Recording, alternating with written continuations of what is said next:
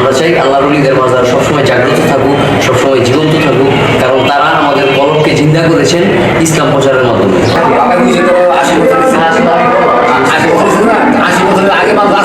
অবশ্যই আছে। পুরোনো হবে সোনার কথা দেখলাম সে পড়তে অনেক মানুষ হবে হচ্ছে তার অনেক দুনিয়া আছে এই কাজটা বুঝে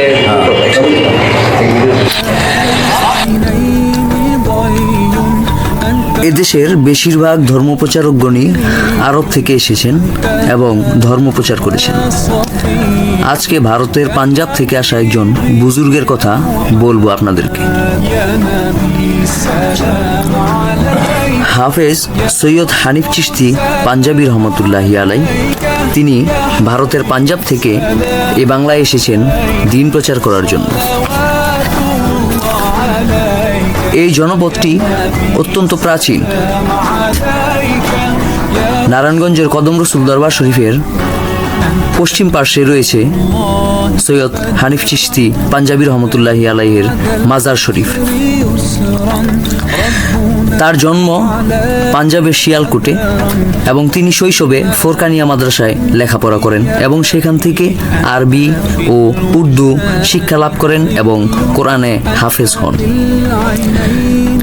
অল্প বয়সে জ্ঞানের এমন পর্যায়ে উন্নীত হওয়া অত্যন্ত কঠিন ব্যাপার। তার প্রবল জ্ঞান পিপাসা দেখে সেখানকার হিন্দু, মুসলমান অর্থাৎ সকল ধর্মের মানুষই তাকে অত্যন্ত শ্রদ্ধাপূর্ণ চোখে দেখতেন এবং ভালোবাসতেন। শৈশবকাল থেকেই তিনি নির্জনতা এবং নিরিবিলি পছন্দ করতেন।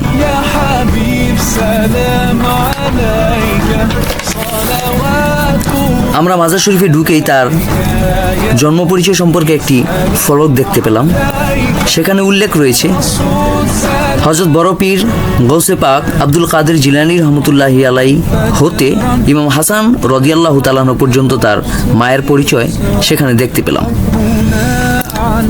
তার নানা ছিলেন মসজিদে নববী শরীফের খতিব এবং তার দাদি টিপু সুলতানের পত্নী ছিলেন এবং সেখানে তিনি লালিত পালিত হন।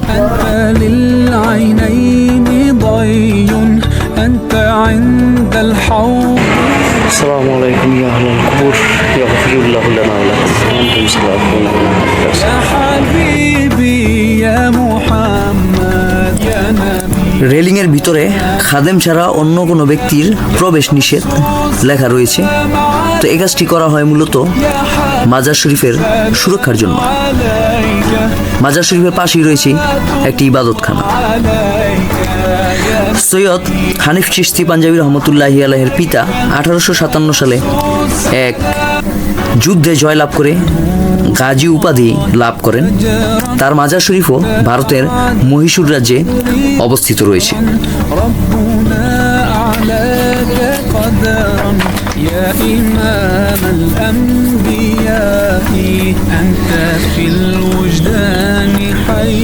প্রথমে আমরা মাজার শরীফটি জিয়ারত করে নিলাম, কারণ মাজার শরীফ জিয়ারত হচ্ছে এটা মাজার শরীফের আদব এবং সুন্নত। আমরা জানি মাজার শরীফ জিয়ারত করে না কেবল ওহাবিরা, কারণ তারা আল্লাহর ওলিদের দুশমন, তারা আল্লাহর ওলিদেরকে পছন্দ করেন না।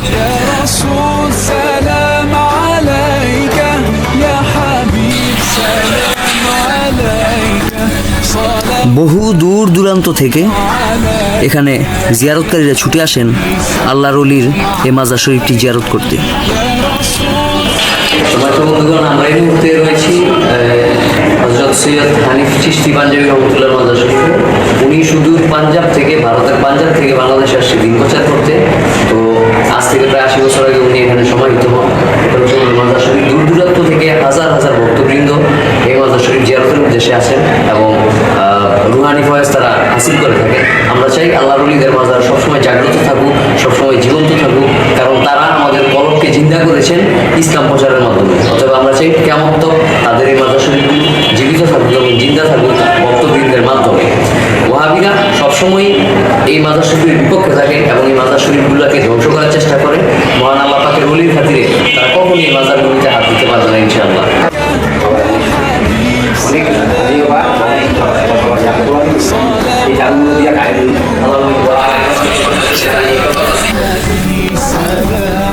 এখানে একটি ফলকে তার ওফাত শরীফ লেখা রয়েছে 1363 বাংলা, অর্থাৎ প্রায় 70 বছর যাবৎ এই আল্লাহর ওলি এখানে শুয়ে আছেন। পাশে রয়েছে অজুখানা এবং রয়েছে ইবাদতের জায়গা। বাচ্চা, বৃদ্ধ, মহিলা, পুরুষ, এমনকি হিন্দু সম্প্রদায়ের লোকও এখানে জিয়ারতে ছুটে আসেন। তারাও আল্লাহর ওলিদেরকে সম্মান করেন। মাজার শরীফের খাদেমের সঙ্গে এখন কিছু কথা বলে নিব। 80 বছরের আগে মানুষ আছে না? অবশ্যই আছে। এখন গেলে ওই জায়গায় কিছু ঘুরতে সব কিছু পাওয়া যাবে। তাহলে 10 গণিত তারিখ, একটা লোকে 10 গণিত তারিখ কেমন? এই যে কথা শুনো অনেক 10 গণিত তারিখ একটা লোক খাইছে। খাদেমের সঙ্গে কথা বলে অত্যন্ত ভালো লাগলো। তিনি সৈয়দ হানিফ চিশতি পাঞ্জাবি রহমতুল্লাহি আলাইহির কিছু কারামতের কথা আমাদেরকে বললেন এবং বললেন পরিণত বয়সে যখন তার স্ত্রী এবং পুত্র ইন্তেকাল করেন, তারপর তিনি পাঞ্জাব ত্যাগ করেন। প্রথমে তিনি কাবুলের লাল মাটিতে তাশরিফ গ্রহণ করেন।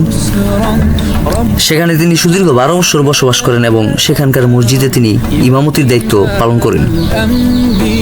তোমরা কি করবে? ওইখান থেকে করতেছি, তোমরা খাও, আমি করতেছি। জানি তোমরা কে লেগেছো? আমি মানে অন্যায় হয়েছে বাবার না। ও আমি 10 করে খাইছি। তো উপর দিকে আম গাছটার দিকে যাও, পাতায় পাতায় বলে বাবা ইত্যাদি করতেছে। একটু নিয়ে তোমার দরকার আর বেশি দরকার নেই। এটি বুঝে নিবা যে বাবা একটা লোকে 10 করে ইত্যাদি কেমন খায়। এটার থেকে সব কিছু জ্ঞান থেকে দুর্নীতি। নারে ওনারা এত বড় মাছ আর কেউ হাজার হাজার লুকাইয়া ডাকাইয়া আমার মতো মানুষের কইতেছে তোর মতো মুসিদ বাবার দিকে পুরোনো হাবে ওনার কথা বলতে কোরআন পড়ছে অনেক মানুষ হাবে হয়েছে তার হয়ে গেছে দুনিয়া। এই বছর ঘুরে তিনি একজন ভ্রমণ পিপাসু ব্যক্তি ছিলেন।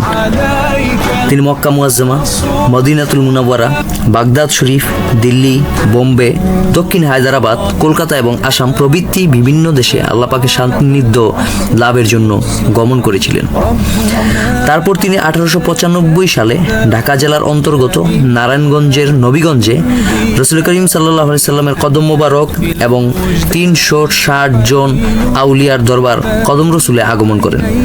এখানে ইমামতি এবং সর্বক্ষণ আল্লাহ পাকের বন্দেগীর তার মন ভরত না। তিনি রাত 9টা থেকে ভোর অবধি এক পায়ে দাঁড়িয়ে ইবাদত করতেন। 1 চামচ ভাতের মার্ক ইফতারের সময় খেয়ে তিনি রোজা রাখতেন। এভাবে তিনি 12 বছর ইবাদত বন্দেগী করেছিলেন। সৈয়দ হানিফ চিশতি পাঞ্জাবি রহমতুল্লাহি আলাইহির ভক্তদের মধ্যে রয়েছে আব্দুল মালিক মিয়া, আলিমউদ্দিন সরকার, তার পুত্র সুবহান সর্দার, বন্দরের করিম গাজী এবং হাজী মোবারক উল্লেখযোগ্য। হুজুরের মাথার চুল অনেক বড় ছিল এবং তিনি খরম পরিধান করতেন এবং হাতে বেতের লাঠি রাখতেন। মহান এই বুজুর্গের খাতিরে আল্লাহ পাক যেন আমাদের সকল ভুল ত্রুটি ক্ষমা করে দেন।